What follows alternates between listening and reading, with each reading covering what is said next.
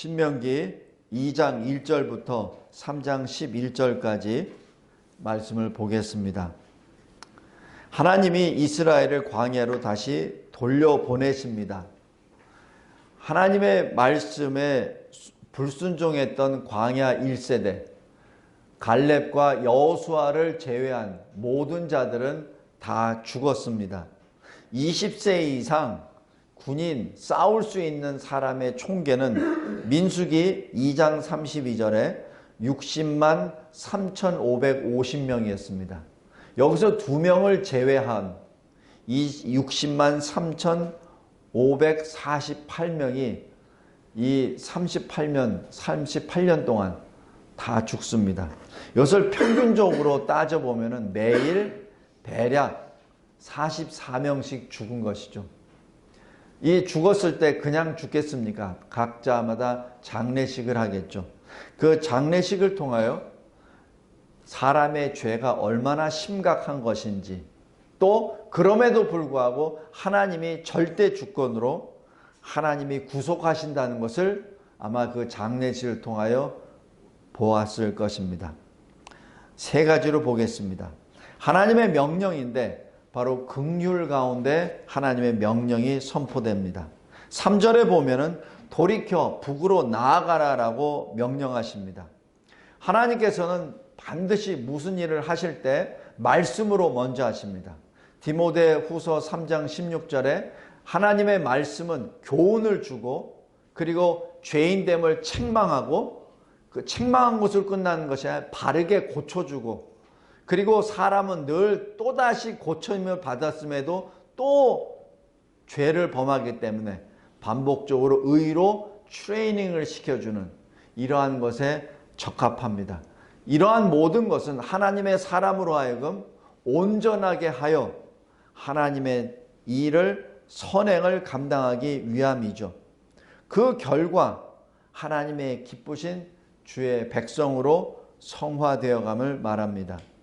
하나님 아버지께서는 이 이스라엘을 이 광야 땅에서 다 죽이시지만은 그 죽이시는 것으로 끝나는 것이 아니라 그 죽임을 통하여 그 2세들에게는 선한 본보기가 되게 해주시고, 또 2세들에게는 그 징계를 본받아서 하나님의 말씀에 순종하도록 나아가게 합니다.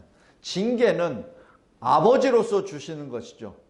만약에 아버지가 아니라면 징계를 주시지 않았을 겁니다. 하나님은 이스라엘의 아버지이시기 때문에 이스라엘을 위하여, 우리를 위하여 거룩에 참여하도록 징계를 해 주십니다.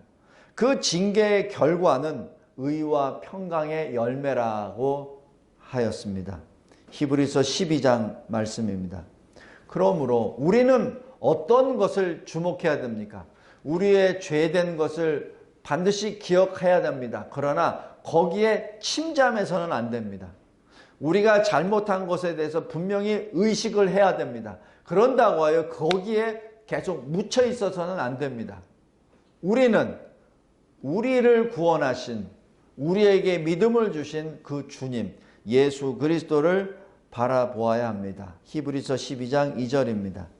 그래서 사도 바울이 성령의 감동함을 받고 나아가는 자기 인생의 길을 어떻게 말하냐면, 나는 뒤를 돌아보지 아니하고 오직 앞을 보고 나아갑니다.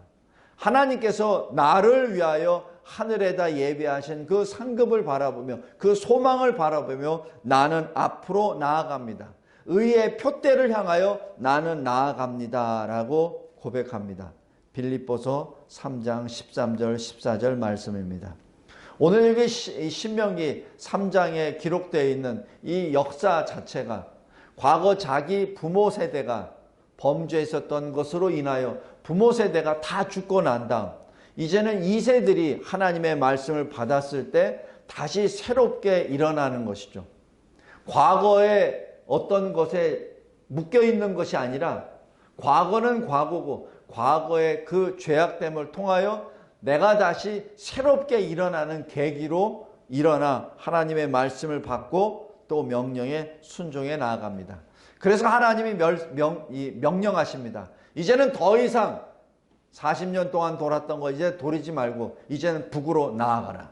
이제는 점령하라 하는 그 말씀입니다. 두 번째는 하나님의 절대 주권과 그에 따른 명령입니다. 하나님께서는 점령할 곳과 점령하지 말아야 될 곳을 분명하게 말씀합니다. 점령하지 말아야 될 것, 에돔, 그리고 모압, 암몬입니다. 모압, 암몬은 뭐죠? 롯의 후손들입니다. 창세기 19장에 있죠. 그 다음에 에돔은 에서의 자손들입니다. 야곱의 쌍둥이 형. 다시 얘기해서 하나님께서는 에서에게 모압과 암몬에게 각각의 지경을 허락해 주셨습니다.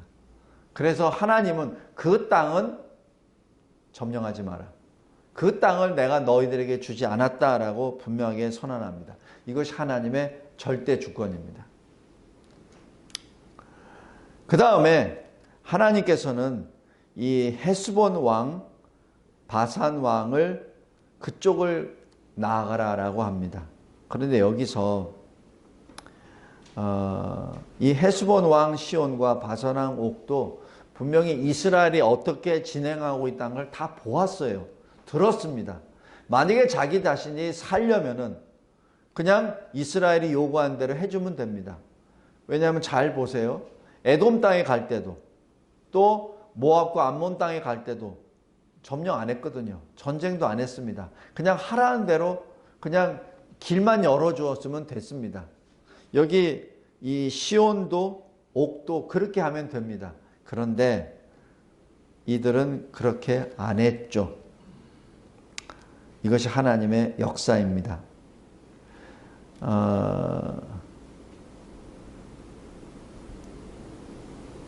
사람은 늘 변합니다. 그러나 하나님은 신실하시기 때문에 변함이 없습니다. 사람은 늘 염려와 걱정이 많습니다. 그래서 늘 변덕을 부리죠. 실컷 결단했다가도 세상 걱정과 근심 때문에 늘 방향을 바꾸거나 합니다. 그러나 하나님은 그러한 사람의 변덕으로 하나님의 역사를 주저하거나 그리고 스톱하시지 않습니다. 왜냐하면 하나님은 절대 주권의 하나님이요, 하나님은 이 역사를 주장하시기 때문입니다. 이 절대 주권, 명령에 따라서 하나님께서는 두려워하는 이스라엘에게 용기를 주십니다. 그것이 여기 25절에 여기 나와 있는 그 말씀입니다. 하나님께서 2장 25절 하나님께서 직접 이스라엘에게 용기를 주십니다. 오늘부터 내가 천하 만민이 너를 무서워하게 되리라. 너를 두려워하게 되리라. 너의 명성이 온 세상을 떨게 하리라. 그러므로 너희는 근심하고 걱정하지 말라라고 말씀합니다. 지금 이 이스라엘이 비록 하나님의 명령을 받았지만 나아가는 데 있어서 왜 걱정이 없겠습니까? 그래서 하나님께서는 25절의 말씀으로 위로해 주시고 더욱더 힘을 주시고 그 길을 가라고 하십니다. 그런데 여기 이 24절 보십시오. 싸워서 그 땅을 차지하라. 37절 보십시오. 금하신 그 모든 것은 내가 가까이 하지 못하였느니라. 이러면서 이 하나님께서 주신 말씀은 주기는 주되 너는 그것을 싸워서 탈취하라 라고 말씀합니다. 여기 3장 1절부터 11절까지도 그래 내가 너에게 주긴 주었는데 너는 그것을 차지하라, 싸워서 차지하라 라고 말씀합니다. 이것이 하나님의 명령입니다. 마지막 세 번째로 하나님의 공의 명령이 들어갑니다. 하나님은 이스라엘을 통해서 가나안을 심판하십니다. 이 가나안을 심판하시는 이 자체에 대해서 2장 34절에 그 성읍을 그 남녀와 유아와 함께 하나도 남기지 아니하고 진멸하였고, 3장 3절에 보면은 우리가 그들을 쳐서 한 사람도 남기지 아니하였다라고 합니다. 여자도 아이도 남기지 아니하고 이 시온과 그리고 옥의 그 땅은 다 진멸시켜 버리십니다. 이것이 하나님의 심판의 역사입니다. 하나님의 심판의 역사는 하나님의 때에 이루어집니다. 여기 창세기 15장 16절 보면은 이렇게 기록합니다. 아브라함에게 내 자손은 4대 만에 이 땅으로 돌아오리니 이는 아모리 족속의 죄악이 아직 가득 차지 아니함이니라. 아직 그 악이 차지 않았기 때문에 하나님이 심판을 지금 잠시 지연시켰을 따름을 여기서 알 수 있습니다. 이것이 하나님의 공의와 거룩입니다. 하나님은 분명히 악을 심판하시되 하나님의 때에 맞춰서 심판하시고, 그리고 이스라엘을 들어서 이번에는 심판을 하신다는 것이죠. 그런데 여기 좀 이상한 표현이 있습니다. 여기 2장 30절에 보면 헤스본 왕 시온이 이스라엘이 통과하는 것을 허락하지 않았습니다. 거기에다 이유를 이렇게 기록합니다. 이는 내 하나님 여호와께서 그를 내 손에 넘기시려고 그의 성품을 완강하게 하시고 그의 마음을 완고하게 하셨음이라. 이렇게 기록합니다. 이 말씀을 그대로 직역을 하면 마치 하나님께서 헤스본 왕 시온의 마음을 강팍하게 만들어서 시험의 이 심판을 받게끔 만든 것으로 해석이 됩니다. 그게 아닙니다. 그게 아니라 원래 죄인입니다. 그 죄인이 하나님의 은혜를 받으면 회개하게 됩니다. 그러면 심판을 안 받게 되죠. 그러나 이 죄인은 하나님께서 그냥 내버려 두신 겁니다. 하나님의 은혜를 베풀어 주지 않는 것이죠. 그러니까 그 악을 계속해서 행하는 것이죠. 그것을 다른 말로 내버려 두셨다라고 기록합니다. 우리 로마서 1장 한번 보십시오. 이러한 유사한 표현이 과거 바로 왕에게도 그렇습니다. 바로를 심판하실 때도 바로 왕의 마음을 완고하게 하셨다, 강팍하게 만드셨다라고 하는 표현이 바로 이런 표현입니다. 바로 왕은 착한데 하나님이 개입하셔서 악한 사람으로 만들었다는 것이 아니라, 바로 왕은 악인이요 죄인인데 그들이 회개할 수 있는 길을 주신 것이 아니라 그냥 내버려 두셨다는 것을 의미합니다. 여기 로마서 1장 24절 보십시오. 하나님께서 그들을 마음의 정욕대로 내버려 두사. 26절 하나님께서 그들을 부끄러운 욕심에 내버려 두셨으니. 28절에 하나님께서 그들을 그 상실한 마음대로 내버려 두사. 이겁니다. 그들이 이 선한 사람인데 하나님께서 악하게 만든 것이 아니라 그들이 악인입니다. 악인인데 하나님의 은혜로 인하여 구원의 기회를 주시지 아니하고 그냥 내버려 두셨다는 것이죠. 바로 그 표현이 이 표현입니다.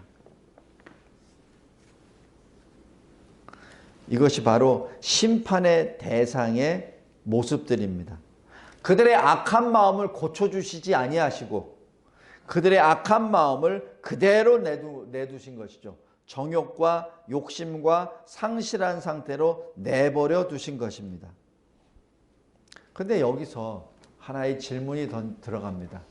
왜 하나님께서는 하필 이스라엘에게 그렇게 심판의 역사를 맡기셨는지, 또 왜 이스라엘은 그 일을 감당할 수밖에 없는 하나님의 수단이 되었는지, 거기에 대한 질문입니다. 그것은 두 가지 측면에 들어갑니다. 바로 이것은 하나님의 심판이라는 사실, 또 하나는 하나님의 백성에게 경고를 주신 겁니다. 너희들도 하나님으로부터 떠나 회개하지 아니하고 너희들이 여전히 하나님을 대적하고 하나님을 떠났을 때는 너희들도 마찬가지 이러한 심판을 받게 된다는 분명한 깨우침입니다.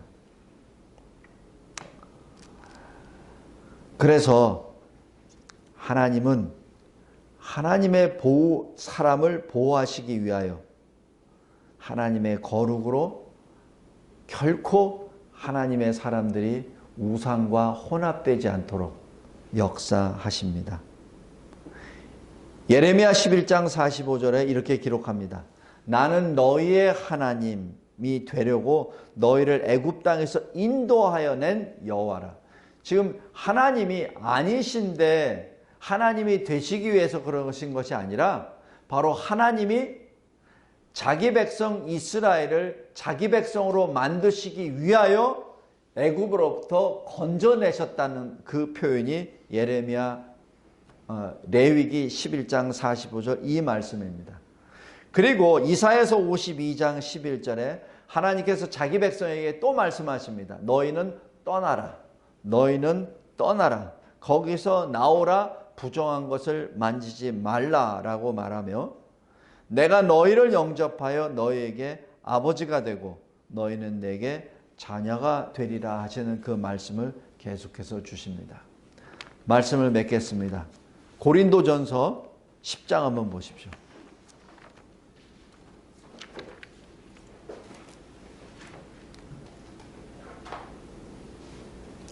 고린도전서 10장 11절 말씀입니다. 우리에게 이런 말씀을 주신 이유, 지금 이 약속의 땅으로 들어가기 전에 하나님이 하나님의 백성 이스라엘에게 이러한 모든 이야기를 지금 들려주신 목적이 거기에 있습니다. 11절에 그들에게 일어난 이런 일은 본보기가 되고 또한 말세를 만난 우리를 깨우치기 위하여 기록되었느니라. 바로 우리를 깨우치시기 위하여 이런 말씀을 주신 겁니다. 지금 이 광야 2세대가 이 사실을 몰랐을까요? 압니다. 알고 있기에 다시 한번 강조하는 것이죠. 다시 한번 이 마지막 때를 향하여 걸어가는 하나님의 백성들을 향하여 본보기가 되고 그리고 그들이 영적으로 깨어나게 하기 위하여 이 말씀을, 두려운 말씀을 주신 겁니다. 성도 여러분, 신명기 이 자체는 이스라엘이 하나님 앞에 얼마나 능력을 받고 얼마나 싸움을 잘했느냐를 자랑하기 위해서 기록한 것이 결코 아닙니다. 바로 하나님이 이스라엘을 향하여 이 시대 우리 이 말세를 맞고 있는 우리를 향하여 본보기를 주시고 또 영적으로 깨어 있으라고 주시는 말씀입니다. 우리 각자에도 약속의 땅 앞에 서 있습니다. 우리 각자도 하나님이 우리에게 주시기로 작정하신 약속의 언약 앞에 늘 서 있습니다. 지난주 말씀처럼 미래는 두려움의 존재가 아니라 하나님이 우리에게 주시는 선물입니다. 왜? 미래는 우리의 미래가 되지만은 실은 하나님의 미래가 되시기 때문에 그렇습니다. 하나님은 우리에게 미래를 주실 때 소망을 갖도록 주셨지 우리를 실패자로 만들기 위하여 미래 주신 것이 결코 아닙니다. 하나님은 우리에게 분명히 미래를 선물로 주셨습니다. 그 미래를 선물로 주셨을 때 우리가 어떻게 해야 됩니까? 고린도전서 10장 12절 말씀처럼 선줄로 생각했다면 너는 넘어질까 조심하라. 항상 주의하라. 영적으로 깨어 있으라. 그리고 너희 앞에 믿음의 선진들이 걸어갔었던 많은 우여곡절을 본보기로 삼아 늘 하나님 앞에 온전히 붙어 있으라. 하나님께서 모든 일들을 통하여 우리에게 주신 것은 우리를 영적으로 깨우기 위한 역사이니 항상 깨어 있으라. 그리고 잊지 말라. 너희는 하나님 백성임을. 기도하겠습니다. 하나님 아버지 감사하고 감사합니다. 광야에서 죽음을 보았었던 이 세대들, 그리고 이 시대를 살고 있는 우리들, 과거의 역사를 통하여 하나님을 대적한 무리들이 얼마나 수도 없이 무너졌으며 또 믿음의 선진들이 어떠한 길을 걸어갔었던 일을 또한 기억나게 해주심에 감사합니다. 우리가 하나님 앞에 서 있습니다. 하나님의 말씀 앞에 서 있습니다. 하나님이 우리에게 선물로 주신 미래를 내다보며 언약을 바라보며 언약의 땅을 향하여 서 있습니다. 우리가 할 일은 신실하시고 절대 주권의 하나님, 긍휼과 공의의 하나님의 말씀을 붙잡고 그 말씀에 순종하는 것이 우리의 모습임을 또한 가르쳐 주심에 감사합니다. 하나님, 주 앞에 굳건히 서고 주님이 주시는 이 영광의 복음의 말씀을 붙잡고 말씀의 광채를 빛을 발하는 우리 모두가 되게 하옵소서. 예수 그리스도의 이름으로 기도드리옵나이다. 아멘. 우리 헌금을 위해서 기도하겠습니다. 하나님 아버지 감사합니다. 오후로 예배를 드리게 하여 주심에 감사하며 또 하나님의 명령을 이라는 이 말씀을 붙잡고 다시 우리들의 인생 앞에 서 있는 전개되는 주님의 놀라우신 섭리를 또한 소망하며 나아갑니다. 저희들에게 두려움을 제거해 주시고 오직 믿음 안에서 천국의 소망으로 일어나 하나님의 말씀에 신실로 화답하며 순종하는 우리들의 인생이 되게 하옵소서. 예수 그리스도의 이름으로 기도드리옵나이다. 아멘. 우리 314장 함께 찬양하겠습니다.